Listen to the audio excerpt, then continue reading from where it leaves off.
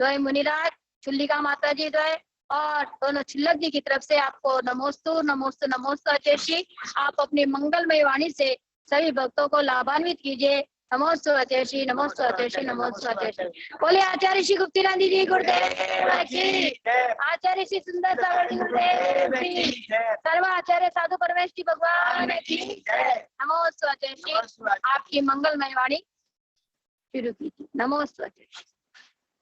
शिवं सो देवोदम परम वीतरागम, न देवो न बंधुर न कर्मा न कर्ता, न अंगम न संगम न स्वेच्छा न कायम, चिदानंद रूपम नमोमि तेरागम, चिदानंद रूपम नमोमि तेरागम, चिदानंद रूपम नमोमि तेरागम। पंच परमेश्वरी भगवान की, एक आदिनाथ भगवान की, शासनपति भगवान महास्वामी की जय। परम पूज्य आचार्य श्री आदि सागर जी महाराज की जय। परम पूज्य आचार्य श्री महावीर कीर्ति जी महाराज की जय। परम पूज्य आचार्य श्री विमल सागर जी महाराज की जय। परम पूज्य आचार्य गुरुदेव सनमती सागर जी महाराज की जय। आचार्य श्री गुप्तीनंदी जी महाराज की जय। 3 करोड़ मुनि राजों की जय। उधर आवाज आ रही है क्या? अच्छे से आवाज आ रही है? आ रही है। हम सब भगवान महावीर के शासन में चल रहे हैं और हम ये भी जानते हैं कि जैन शासन एक विशाल शासन है। ये हमारा सौभाग्य है कि हम लोगों को जिन शासन में अवतरण लेने का अवसर मिला है, ऐसे भगवान महावीर जिनके हम शासन में आज चल रहे हैं और उनकी ही दिव्य देशना का रसास्वाद कर रहे हैं। जिन वाणी को सुनकर, जिस वाणी को सुनकर लाखों लोग सम्य दर्शन प्राप्त करते हैं, जिस वाणी को सुनने के बाद लोग पंचम गुण स्थान प्राप्त कर लेते हैं, और जिस वाणी को सुन के लोग महाव्रती बन जाते हैं, और जिस वाणी को सुनकर एक मुनि मोक्ष को प्राप्त कर लेता है, ऐसी वो जिन वाणी भी आज आपको सुनने को मिल रही है। भव्य आत्माओं, हमारे जैन शासन में अनेक आचार्य हुए और उन आचार्यों में से एक आचार्य हमारे कुंद स्वामी, जिस कुंद स्वामी ने अपनी आत्मा की साधना से हमारे सामने परमागम को पेश किया। हमारे सामने अपनी साधना के बल पर समय सार, नियम सार, प्रवचन सार, कनस्तिकाएं, अष्टपाव, अनेक ऐसे शास्त्र लिखे जिनको पढ़ने से आत्मा की शुद्धता का बोध होता है। ऐसे आचार्य कुंद स्वामी जिन्होंने अध्यात्म का बिगुल बजाया, ऐसे कुंद स्वामी जिन्होंने अपनी आत्मा का अनुभव कर कर हमारे लिए आत्मा की चर्चा की, ऐसे कुंद स्वामी के शास्त्रों को पढ़ने से लगता है कि कहीं ना कहीं आज भी आत्मा का शासन है, कहीं ना कहीं आज भी वैराग भाव है, कहीं ना कहीं आज भी भेद विज्ञानी मुनिराज विद्यमान है। हम जब नियम सार को देखते हैं तो नियम सार की दूसरी नंबर की गाथा में आचार्य कुंद स्वामी कह रहे हैं कि हमारे यहाँ 2 चीजें हैं, एक तो मार्ग और एक उपाय। मार्ग और उपाय, ये 2 चीजें जिन पर जिन शासन टिका हुआ है। उपाय मैंने साधन, और उसका फल क्या है? एक मार्ग है, एक फल है। मार्ग हमारा क्या है वो बाद में देखेंगे। सबसे पहले हमारा फल क्या है? सब जानते हैं, सब जीवों को मोक्ष में जाना है। किसी भी संप्रदाय का व्यक्तियों सब मोक्ष चाहते हैं, किंतु लड़ाई कहां पर है? मार्ग में।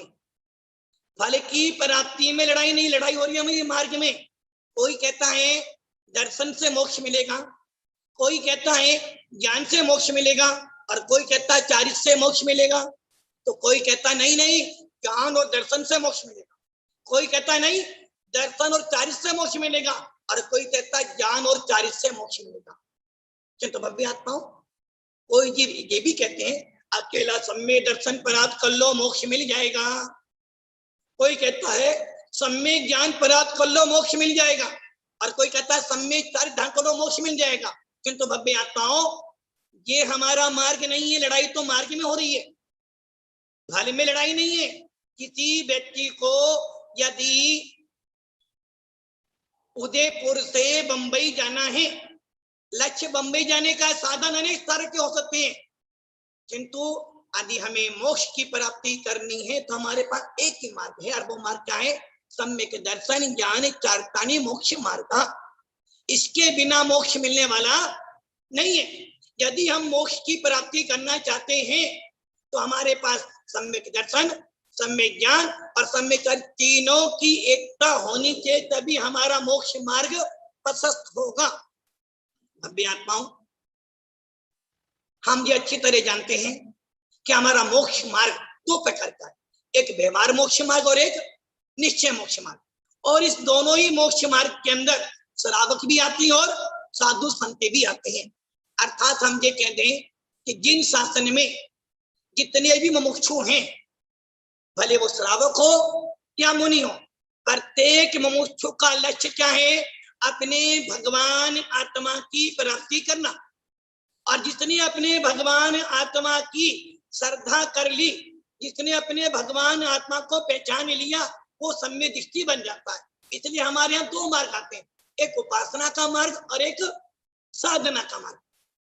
उपासना का मार्ग किसका है? श्रावक का मार्ग। मुख्य रूप से उपासना का मार्ग श्रावक का मार्ग है। और जब श्रावक उपासना करता है तो वो ये जानता है कि उपासना किसकी करनी है, आराधना किसकी करनी है, मेरे लिए पूजनीय वंदनीय कौन है? तो उत्तर आता है सर्वज्ञ वीतरागी हितोपदेशी, जिन्होंने अपनी आत्मा के स्वभाव को प्राप्त कर लिया है। ऐसे केवली भगवंत, ऐसे अनंत सिद्ध भगवंत ही मेरे लिए आराध्य हैं। और भव्य आत्माओं, श्रावक जो होता है वो उपासना करता, भक्ति करता है, आराधना करता, किस लिए? कि मैं थोड़ा पुण्य कमा लूं, ताकि इस पुण्य से मेरी आगे का जीवन सार्थक हो जाए। किंतु भव्य आत्माओं, आचार्य कुंद कुंद स्वामी ने समय सार में बहुत अच्छी चर्चा की है पुण्य पाप अधिकार में। कुछ लोग कहते हैं पाप है, कुछ लोग कहते हैं पुण्य है, और कुछ लोग के दोनों ही हैं। भव्य आत्माओं, ये तो हम सब जानते हैं कि पुण्य और पाप क्या है, ये सब उद्गल की पर्याय हैं। 6 डालाकार ने भी लिखा, पुण्य पाप फल माई अर्थ बिल्को मत भाई। ये पुद्गल की पर्याय जो उत्पन्न होंगी और विनाश को प्राप्त होंगी। दर्श संग्रह पढ़ते हैं तो उसमें भी आता है कि ये सबको पुद्गल की पर्याय हैं। किंतु भव्य आत्माओं, जिस प्रकार जहर दो प्रकार का होता है, एक मीठा जहर और एक कड़वा जहर। जो कड़वा जहर होता है उसे पियोगे तो मरना निश्चित है, किंतु मीठा जहर धीरे धीरे मरता है। भव्य आत्माओं, इसी प्रकार पाप तो सर्वथा है, पाप तो सर्वथा छोड़ने योग्य ही है। कोई भी व्यक्ति पाप नहीं चाहता है और ना पाप करना चाहता है। इसलिए हमारे प्रत्येक शास्त्र में पाप को हे बताया है। पुण्य पुण्य भी है, किंतु कौन सा पुण्य है? एक मिथ्या दृष्टि के द्वारा किया गया पुण्य है, किंतु सम्य दृष्टि के द्वारा किया गया पुण्य कथंचित उपादेय है। क्योंकि पुण्य कर्म के उद्देश्य ही तो आप शुभ कर्मों का बंद करोगे। जिन्हें देव की पूजा, गुरुओं की उपासना, साधुओं की सेवा करना, जिन वाणी का स्वाध्याय करना, ये सब का सब पुण्य है। किंतु ये पुण्य भी है, क्योंकि लक्ष्य हमारा क्या है? लक्ष्य हमारा है भगवान आत्मा की प्राप्ति करना। इसलिए पुण्य है, किंतु कब है? जब तक शुद्धोपयोग की प्राप्ति ना हो जाए तब तक के लिए हमारे लिए पुण्य कथंचित उपादेय है। किंतु पुण्य से मोक्ष मिल जाएगा ऐसी मान्यता हमारी गलत है। पुण्य से मोक्ष नहीं मिलने वाला, पुण्य पाप से रहित होने पर ही मोक्ष मिलेगा। इसलिए हमारे आचार्य कुंद कुंद स्वामी ने समय सार में, और जयचंद स्वामी जब उसकी टीका लिखते हैं समय सार में, तो कहते हैं कि एक शुभ भाव होता है, एक अशुभ भाव होता है। अशुभ भाव से कर्मों का आश्रय बंद होता है, संसार मिलता है और ये जीव दुर्गति में जाता है। दूसरों की निंदा करना, दूसरों का पतन करना, उनके बारे में बुरा सोचना, हिंसा आदि पाप करना, ये सब के सब हमारे पाप हैं। ये सर्वथा है। कसायों में पणती करना, अशुभ भावों में जाना, ये सब का सब पाप है। और पुण्य क्या है, शुभ आश्रम क्या है, शुभ क्या है, जिन्हें देव की पूजन करना, आचार्य भगवान को देखना सुनना, स्वाध्याय करना और जिनमान मुनि राजों की सेवा करना, सब पुण्य, ये सब शुभ काम है। अर्थात संयम पालन करना, देशभक्ति बनना, सम्य दर्शन प्राप्त करना, महाभक्ति बनना, ये सब के सब पुण्य काम है। भव्य आत्माओं, आज हम जिस दौर में चल रहे हैं, अर्थात इस कोरोना जैसे महाबीमारी के अंदर, जहां पर पूरा विश्व इस कोरोना से दुखित है, वहीं पर यदि हमारे आचार्य कुन स्वामी को ले लें या जिन शासन की कोई भी शासन ले लें, तो वो एक ही बात कहता है कि भैया जिस समय दुख आता है उस समय आपको शुभ भाव करने चाहिए। कोरोना जैसी महाबीमारी के अंदर जहां मंदिर बंद हैं, जहां पर आप साधुओं को हार दान नहीं दे पा रहे हो, वहां पर आप क्या कर सकते हो? कोरोना मतलब डर, एक डर है आपका। कोरोना मतलब एक इंद्रिय जीव, इस एक इंद्रिय जीव ने पूरे विश्व में ऐसा तबाही कर रखी है कि हर रोज कोई ना कोई व्यक्ति मर रहा है। किंतु भव्य आत्माओं, आप यदि भेद विज्ञानी हो, यदि आपको जिनेन्द्र देव के प्रति श्रद्धा है, यदि आपको जिन शासन के प्रति अटूट श्रद्धा है, तो आप ये समझ लें कि जब एक इंद्रिय जीव में इतनी सामर्थ्य है, जिसके पास मन नहीं है, तो भव्य आत्मा, हम तो पंच इंद्रिय जीव में पंच इंद्रिय, हमारे पास तो उससे ज्यादा अनंत शक्ति है। मेरे पास में तो अनंत शक्ति का पुंज में भगवान आत्मा हूं। मेरे अंदर अनंत ज्ञान, अनंत दर्शन, अनंत सुख, अनंत वीर्य है। और मैं यदि अपने भगवान आत्मा का ध्यान करता हूं, यदि मैं जिनेन्द्र देव को सामने रखकर जिनेन्द्र देव की पूजन भक्ति करता हूं, द्रव्य गुण पर्याय को देखते हुए जिनेन्द्र देव की भक्ति करता हूं, तो निश्चित रूप से मेरी आत्मा का मनोबल बढ़ेगा। मेरा आत्मा का मनोबल बढ़ने का मतलब कि मैं कोरोना जैसी महाबीमारी से भी अपने आप को सुरक्षित कर सकता हूं। क्योंकि हमें मत मनोबल बढ़ाना है, अपने शरीर की बॉडी सिस्टम का जो पावर है वो बढ़ानी। वो कैसे बढ़ेगी? दो साधनों से। या तो तुम जिनेन्द्र देव की आराधना करो, क्योंकि ये हम जानते हैं जब जब दुख आता है तब तक हम जिनेन्द्र देव को याद करते हैं। अर्थात जिनेन्द्र देव की पूजन भक्ति करने से, स्वाध्याय करने से, मुनियों की सेवा करने से बीमारियां दूर होती हैं। और यदि हम वर्तमान योग देखें, जिस समय मथुरा के अंदर महाबीमारी फैली थी, उस समय सप्त ऋषि मुनिराजों की स्थापना की गई थी। अर्थात ऐसे मुनिराज जो रिद्धि संपन्न होते हैं। हमारे यहाँ धौला पुस्तक 9 के अंदर आचार्य पुष्पदंत भूतबली और आचार्य वीरसेन स्वामी ने 48 रिद्धियों का वर्णन किया है। और जो मुनिराज होते हैं वो इन 48 रिद्धियों के स्वामी होते हैं। ऐसे सप्त ऋषि मुनिराजों की मथुरा में स्थापना करने से महाबीमारी दूर हो गई थी। उसी प्रकार आज हम जो कोरोना से ग्रसित हैं, ऐसी अवस्था में हम घर बैठे ही भाव पूजा करें, घर बैठे ही उन जिनेन्द्र देव का ध्यान करें, घर बैठे ही विधान पूजा करें और घर बैठे बैठे ही स्वाध्याय करें, ताकि हमारा उपयोग बदले, हमारी विशुद्धि बढ़े। और विशुद्धि बढ़ने से क्या होगा? हमारे अंदर बॉडी सिस्टम मजबूत होगा, हमारा मनोबल बढ़ेगा। और मनोबल बढ़ने से क्या होगा? हमें वो कोरोना के कीटाणु जो वायरस हैं हमारी बॉडी सिस्टम को प्रभावित नहीं कर पाएंगे। इसके लिए सबसे बड़ा उपाय है कि हम अपने आत्म तत्व का चिंतन करें। भव्य आत्माओं, इस कोरोना जैसी महाबीमारी के अंदर भी आपको ऑनलाइन जिनेन्द्र देव के दर्शन मिल रहे हैं, साधुओं की चर्या देखने को मिल रही है, साधुओं के प्रवचन सुनने को मिल रहे हैं।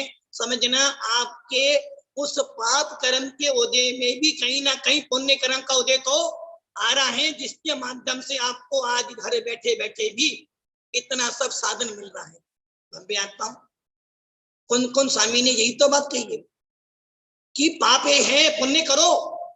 किंतु पुण्य को सर्वथा उपादेय भूत मत मानो। शुभ कर्म हो या शुभ कर्म हो, दोनों के दोनों हैं। शुद्ध निश्चय से शुभ कर्म भी है, अशुभ कर्म भी है। जैसे एक लोहे की बेड़ी और एक सोने की बेड़ी, बेड़ी का काम बांधना है, दोनों ही बेड़ी अशुद्ध हैं, गलत हैं। किंतु लोहे की बेड़ी की अपेक्षा सोने की बेड़ी अच्छी। उसी प्रकार भव्य आत्माओं पाप सर्वथा है, पुण्य का संचित उपादेय है। और जब तक हम शुद्धोपयोग की अवस्था में ना पहुंचे, पुण्य करते रहो, किंतु लक्ष्य अपने भगवान आत्मा पे रखो।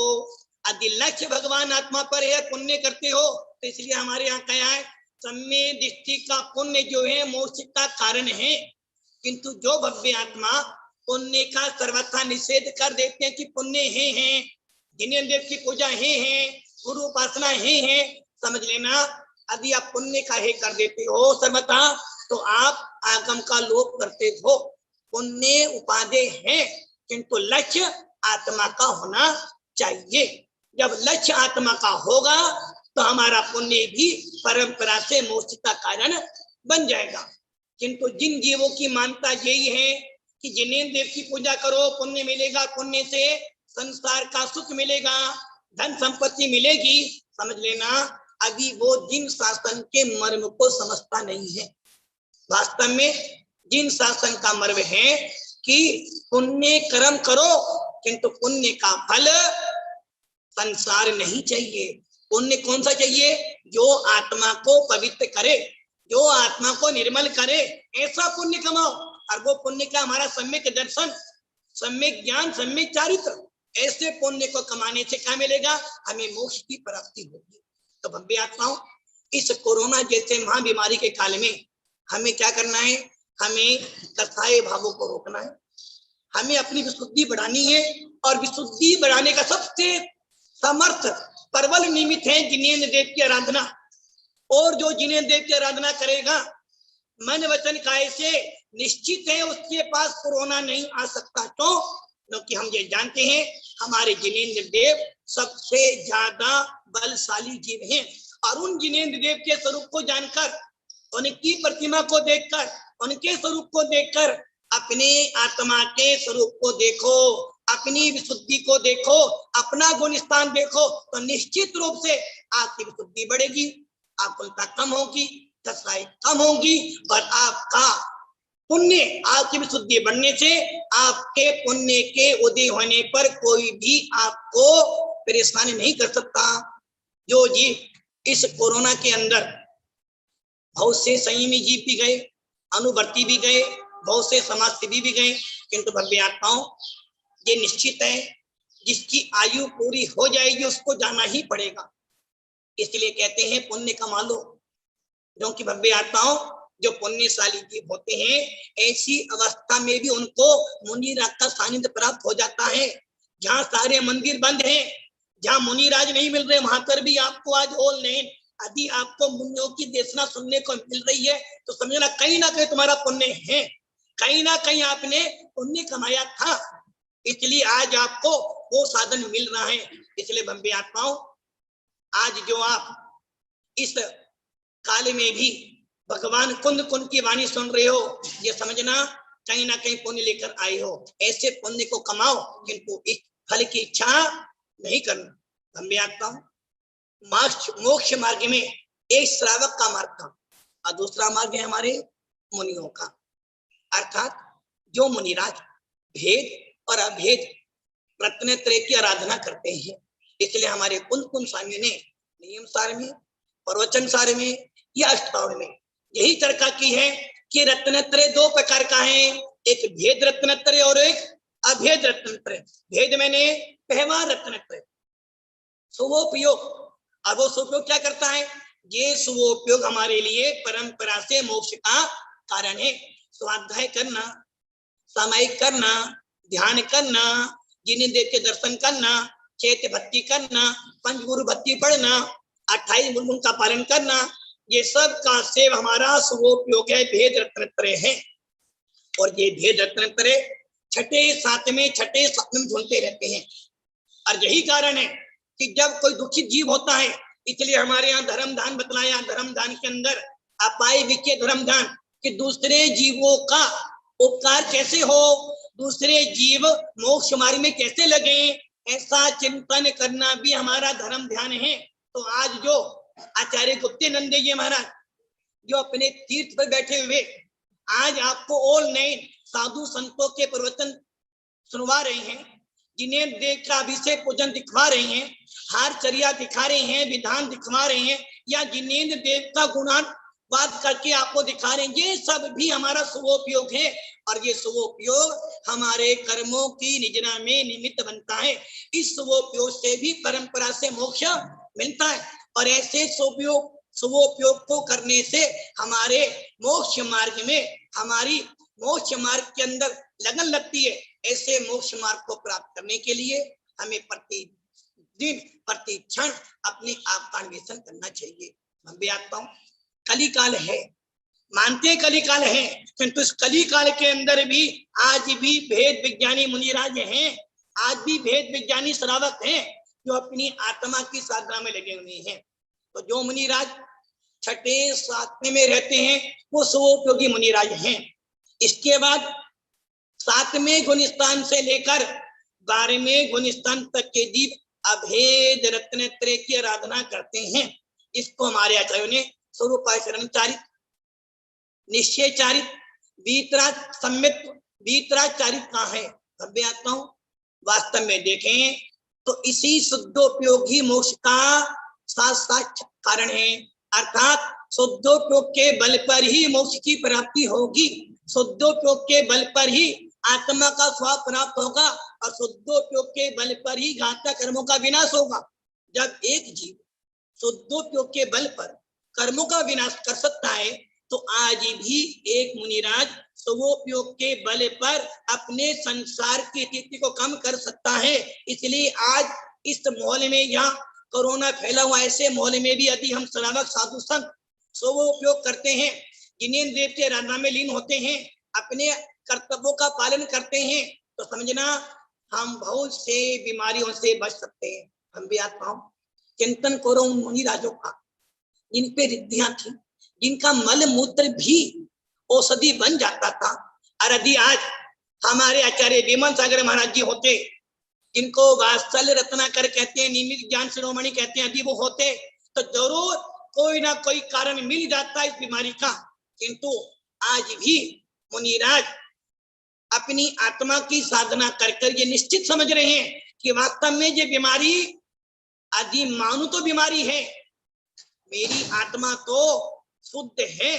भव्यात्माओं, आज भी मुनिराज अपनी आत्मा की साधना के बल पर इन बीमारियों को दूर कर रहे हैं और करते हैं। हमारा भत्ताम्बर ले लो, एक एक भत्ताम्बर का काव्य पढ़ने से हम स्वस्थ हो सकते हैं, किंतु आपकी श्रद्धा, आपका उपयोग चाहिए। तो ऐसे मुनिराज जो रिद्धि संपन्न होते हैं, जो मुनिराज अपनी आत्मा की साधना करते हैं और हम जैसे छद्मस्त जीवों के लिए भी हमारा उपकार करते हैं, ऐसे मुनिराज जयवंत मुनिराज हैं। और दूसरे शुद्धोपयोगी मुनिराज जिन्हों को सीधे मोक्ष की प्राप्ति होती है, ऐसा शुद्धोपयोगी मुनिराज आज भले पंचम काल में नहीं हो, किंतु विदेश क्षेत्र में आज भी शुद्धोपयोगी मुनिराज विद्यमान हैं। और जो मुनिराज अपनी आत्मा का भेद विज्ञान प्राप्त करते हैं, जो मुनिराज अपने आत्म तत्व को जानते हैं, जो मुनिराज पुण्य पाप से रहित होकर अपनी आत्मा का अवलोकन करते हैं, आज भी ऐसे भेद विज्ञानी भावलिंगी संत जीवित हैं, जिनके बल पर ये जिन शासन जयवंत है, जिसके कारण आज भी जिन शासन की महती प्रवना हो रही है। अब भी आता हूं, हम तो इतना ही कहेंगे कि आज जिस बीमारी के महाबीमारी के काल में हम चल रहे हैं, ऐसी महाबीमारी के अंदर हमारे पास एक ही आलम्बन है, जिनेन्द्र भक्ति। जिनेन्द्र देव की भक्ति से बड़ा पुण्य कोई नहीं हो सकता। सबसे बड़े अधिक कोई डॉक्टर हमारा है तो जिनेन्द्र देव हैं। ऐसे जिनेन्द्र देव की आराधना करने से, उनकी भक्ति करने से हमारे रोगों का विनाश होगा, हमारी विशुद्धि बढ़ेगी और हमारा मोक्ष मार्ग प्रशस्त होगा। अंत में आचार्य गुप्तानंद जी महाराज जो आज अपने औरंगाबाद धर्म तीर्थ क्षेत्र विराजमान है, उनको हमारा नमस्ते। और आप इस कोरोना के काल में भी श्रावकों को और साधु संतों को भी धर्म के उस देशना, जो देशना भगवान महावीर ने कही थी, वही देशना आज आप इन श्रावकों को सुना रहे हो, या जो भव्य जीव इस वाणी को सुन रहे हैं सबका कल्याण कर रहे हो। ऐसे पुण्य के कार्य करने से हमारा कर्मों की स्थिति कम होती है, शुभ प्रकृतियों का बंध होता है और तीर्थंकर प्रकृति के बंधने में भी कारण बनता है। इसलिए हम सब इस मोक्ष मार्ग को पसंद करते हुए आत्मा की साधना करें और आत्मा की साधना करते हुए स्वयं अपने आप का कल्याण करें और पर का कल्याण करें। इस कोरोना महामारी के अंदर आपकी सुरक्षा, आपके परिवार की सुरक्षा है, आपकी सुरक्षा, देश की सुरक्षा है, और सुरक्षा किसी की हो ना हो, स्वयं आपकी सुरक्षा तो होगी, क्योंकि ये जीवन बहुत दुर्लभ जीवन है। पंडित दुर्लभ जी ने लिखा है कि ये मनुष्य पर्याय बार बार मिलने वाले नहीं है। डोले समझे सुन चेते सियाने, काले बता मत खोवे, ये नर भवे फिर मिलने कठिन है, जो सम्यक नहीं होवे। मेरा मनुष्य भव मेरे लिए बहुत महत्वपूर्ण करता है, क्योंकि मैं मनुष्य बना हूं अपनी आत्म कल्याण के लिए। इसलिए मेरी सुरक्षा मेरे स्वयं की सुरक्षा है, मेरी सुरक्षा मेरे परिवार की सुरक्षा है, और मेरी सुरक्षा देश की सुरक्षा है। ऐसा करने से हम सब स्वस्थ रहेंगे और लोक स्वस्थ होगा। ओम नमः सिद्धि। बहुत बढ़िया, बहुत सुंदर वक्तव्य हमारे साधर्मी, हमारे अनुज आचार्य सुंदर सागर जी महाराज ने यहाँ पर दिया। आप लोग को मेरी आवाज अच्छे से आ रही है ना? सुनने में आ रहा है? जी हमारे नमस्ते कि तुम्हारी मेहनत से मुकद्दर भी बदल जाएगा, हौसला बुलंद हो तो बुरा वक्त भी टल जाएगा।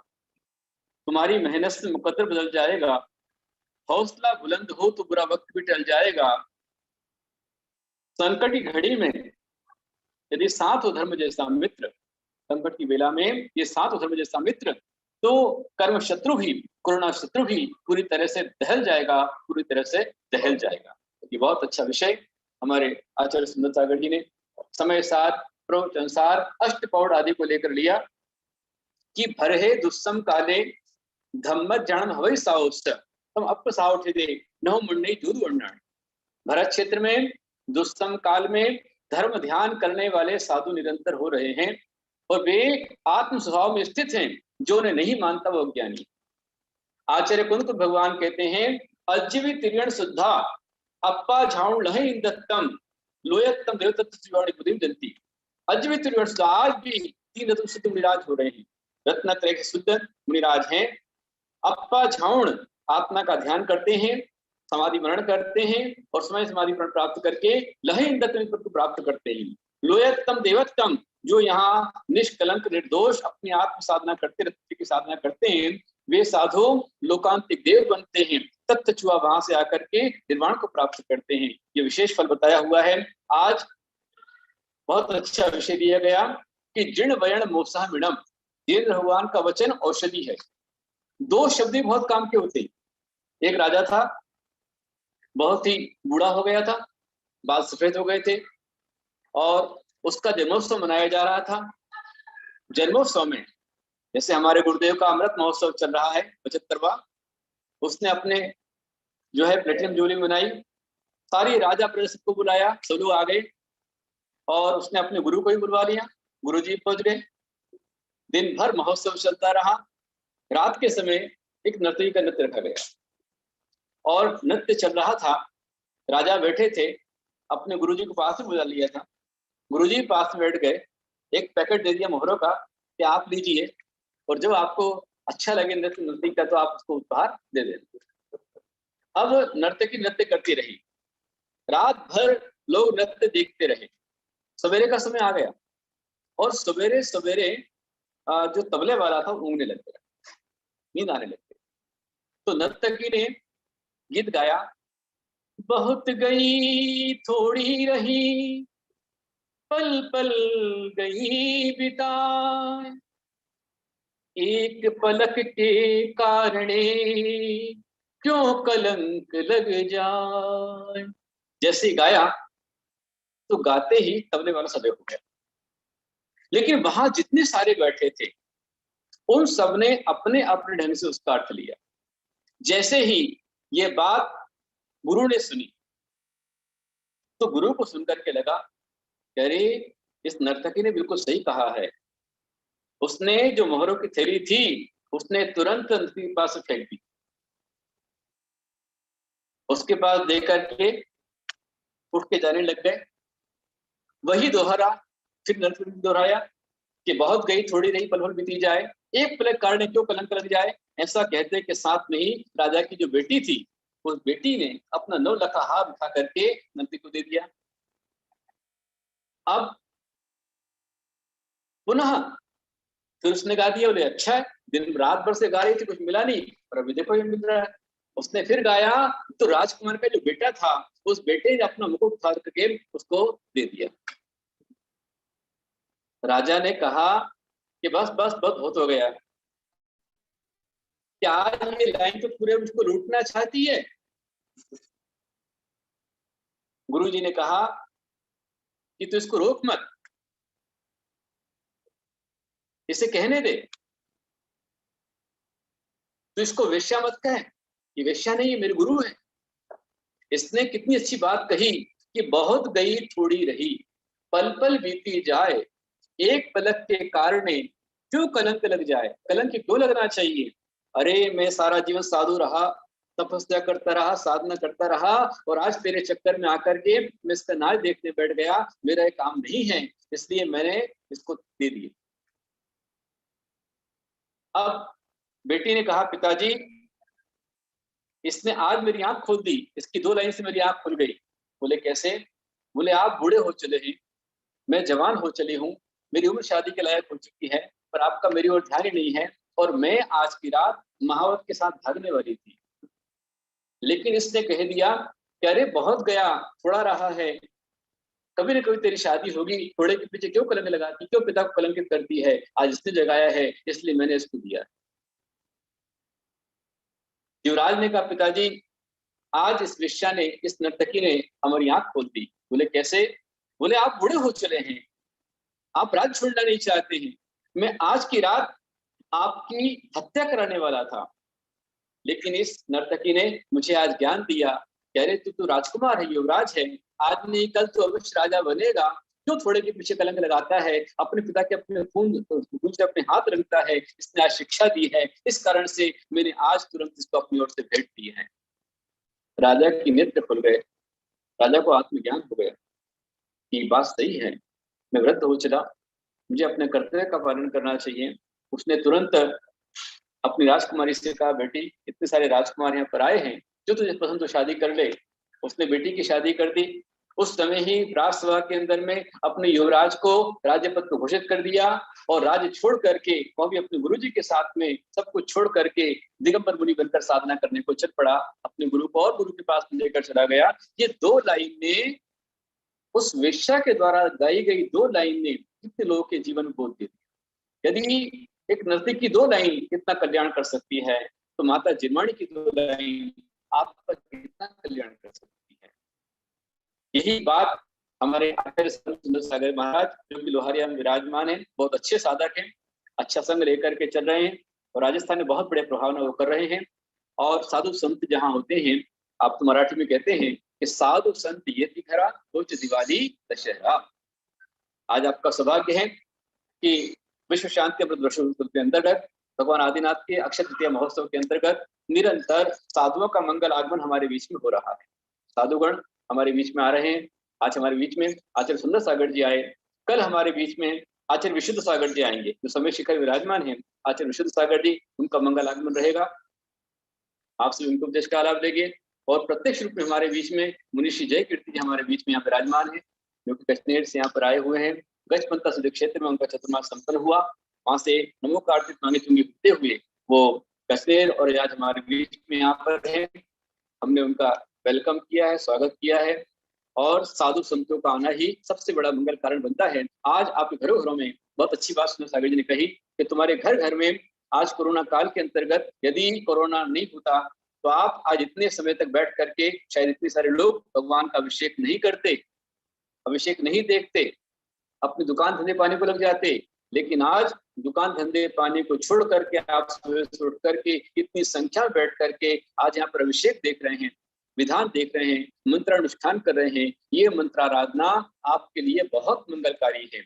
एक आपी समर्थयम जिन भक्तिम दुर्गतिम निवार्यतुम पुण्यानि च पुरुषार्थ मुक्ति श्री कपिनः। ये बात आपने सुनी है, एकमात्र जिन भक्ति, एक आपके समर्थयम जिन भक्ति दुर्गति निवार्यतुम, आपकी जिन भक्ति की निरंतर आराधना आपको दुर्गति से बचा सकती है। पुण्यानि च पुरितुम, और आपके पुण्य को भरने वाली है, आपके पुण्य को प्राप्त कराने वाली है। दातुम मुक्ति श्री कृतनः, और मुक्ति श्री को देने वाली है।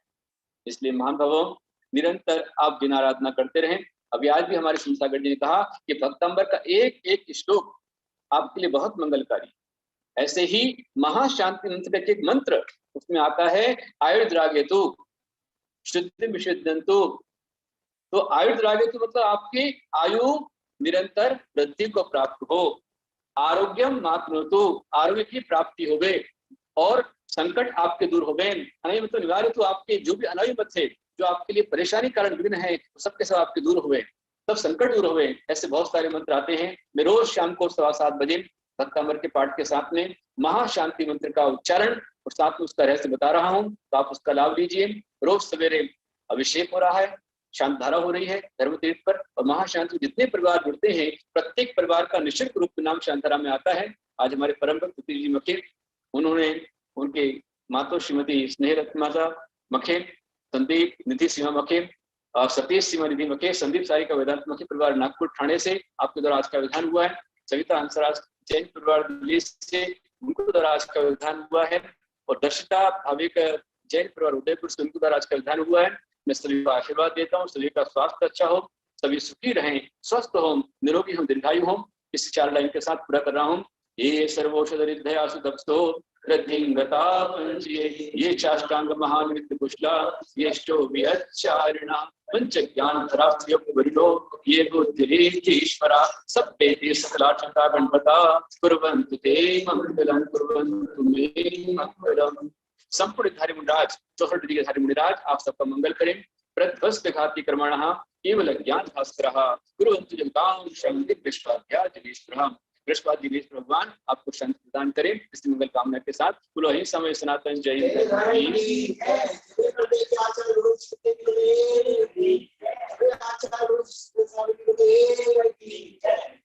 हे जिनवाणी भारती तो हे जो दिन रहे, जो तेरा शरणागति सो पावे जय। जावाणी के ज्ञान ते सच्चे सो माणि देव जो हरिहर सेवो निर्जन दया धर्म पालो सुधाई निका धर्म कर संसार सकल धर्म कर निर्माण धर्म साधे बिना नरत्रियंच समान पाप बंधन परिहर मोक्ष पथ पर गधरो विमान नहीं कर मिलता दीवारी है छोड़ दे संसारी संग जानत पूरा छोड़ तुम तीसरा कार्य संग बड़ो उपकारी है मुनि मन निरमन जैसो है गंगा पूजन काटत करम बंधन नाम तत्वधारी है ऐसे मुनि राज सबको वंदना हमारी है, ऐसे ऋषि